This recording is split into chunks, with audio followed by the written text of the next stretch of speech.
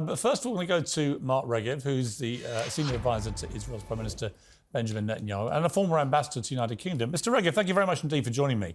I want to ask you specifically about the Al-Shifa hospital and what is actually happening there, because the IDF have said they've gone in and they have proven that this was being used as a command centre by Hamas. Hamas say, no, they haven't. This is actually what's been going on there is a war crime, a deliberate attack on a hospital. I've got to say that so far, the evidence that the IDF has published in terms of videos and pictures and so on, I don't think it's overly compelling. It doesn't look to me like a command centre. It looks to me like a hospital which has got uniforms and some military hardware and some firearms and so on.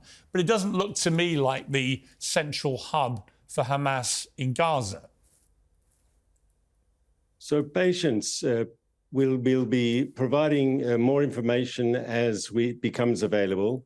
Not all the information we have at the moment we can make public, and I can understand why you want to see it. But let's be clear, it's not just the government of Israel that says Hamas has a command and control and its military network underneath the hospital. The US government said it 2 days ago, the Pentagon and the White House.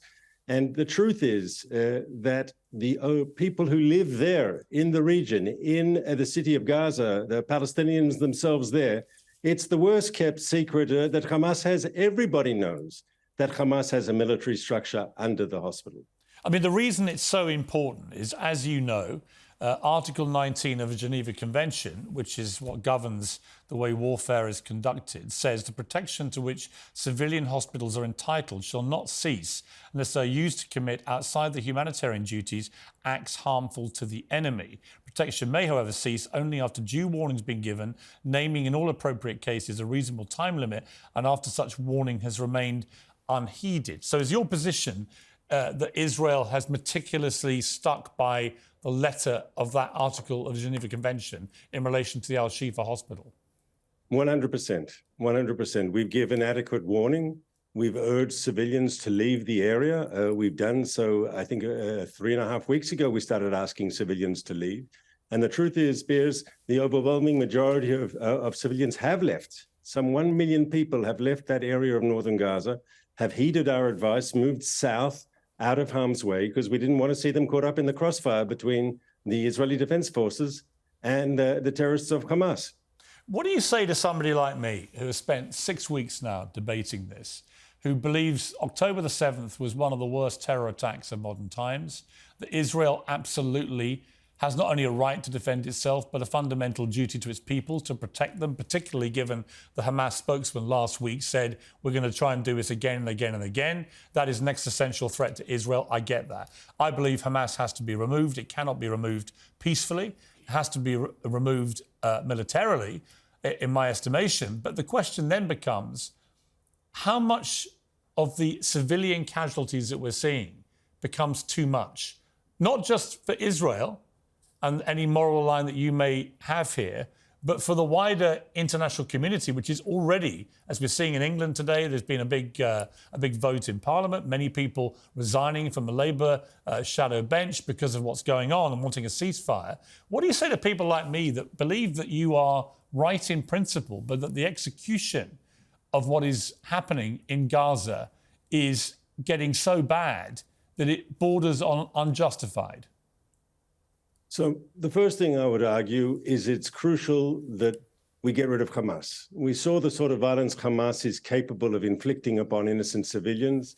You yourself just said that October 7th was horrific and brutal, and it's clear that we cannot tolerate the continued existence of this terror enclave on our southern frontier. Israeli parents should not have to live in fear of terrorists crossing the border in the middle of the night and murdering their children. So getting rid of Hamas is the aim. Now, if it was possible to send a letter to the Secretary General of the United Nations and say, please demilitarize Gaza and get rid of Hamas, I'd like to do it that way to be easier for everyone. But that's just not a realistic option. We have to send our troops in, and we have to dismantle through a military conflict the Hamas's military machine. There's no alternative. If you have another alternative, I'm happy to hear it. Now, we've made maximum efforts to reduce the numbers of civilian casualties. We really have tried. It's very difficult because Hamas has embedded itself, as we see with the hospital, inside civilian structures. It uses Gaza's civilians as a human shield. Nonetheless, because of our warnings, some 1 million northern Gazans have fled the northern Gaza Strip, moved to the south, which is safer than the north. And we are still making a maximum effort today to distinguish between those civilians who've remained, who are not our target, and the Hamas terrorists. But Piers, you've been around. You know that there hasn't been a war in modern history where civilians haven't been caught up in crossfire. No, that is true. Here's what I would say to that. Here's what I would say. I heard Jeremy Bowen, the BBC's Middle East editor today, saying he hasn't seen devastation of the kind that's happened in Gaza, which he's now witnessed, since Aleppo, after the Russians had been in. And that was apocalyptic. And I guess my question for you is, you've persuaded 1 million Gazans to head south. What are they coming back to? Everything that they had is being disintegrated. It's just being vaporized. There's nothing left for these people to come back to, is there? I agree. And it's clear that when this is over, Gaza will have to become demilitarized, de-radicalized, and rebuilt. And ultimately, though I know it's very difficult for the civilian population of Gaza, who are going through what is a traumatic experience, they're going through a war. It's not easy, I understand that. But ultimately, when this is over, it will be better for them too. What has 16 years of Hamas rule brought the people of Gaza?